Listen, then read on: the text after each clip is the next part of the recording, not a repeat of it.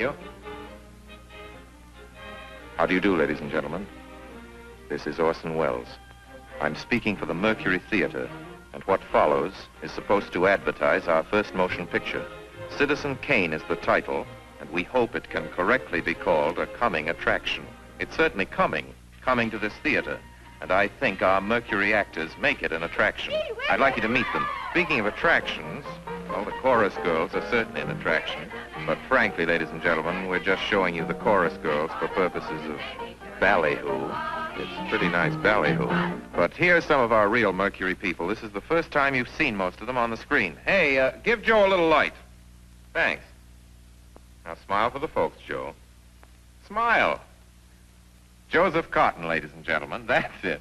Joseph Cotton. I think you're going to see a lot of him. Here's Ruth Warwick, whom I know you love. Ruth. Look at the camera, Ruth. We caught Ruth with her hair up. And here's somebody you've all heard on the radio, so I don't have to tell you he's wonderful. Ray Collins. Dorothy Comingore is a name I'm going to repeat. Dorothy Comingore. I won't have to repeat it much longer. You'll be repeating it. And here's George Coulouris, who's a grand actor. I'll say that name again. George Coulouris. Watch it. Here comes Everett Sloane. Look out, Everett. Oops.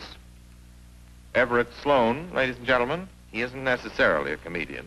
And here's one of the best in the world. Agnes Moorehead. I've said a lot of nice things, but Erskine Sanford deserves some more. Erskine Sanford. So does Paul.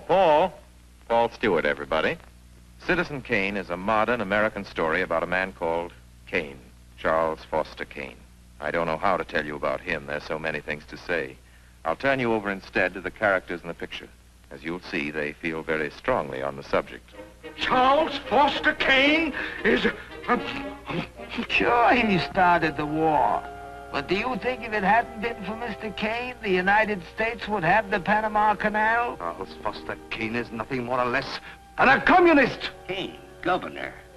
Listen, when the voters of this state and Mrs. Kane learn what I found out about Mr. Kane and a certain little blondie named Susan Alexander, he couldn't be elected dog catcher. I'm going to skin Mr. Charles Foster Kane alive. I'm going to marry him next week at the White House. Emily, I hear you've been stepping out with Charlie Kane.